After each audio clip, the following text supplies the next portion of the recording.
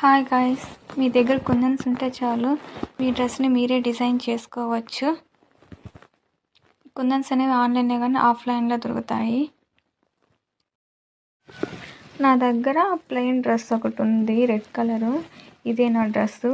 ఈ కుందన్స్ అన్నీ తీసుకొని ఇలా ప్లెయిన్గా ఉన్నాయి ఫ్లవర్స్. అస్సలు నచ్చలేదు ఇలా ఉంటే నాకు.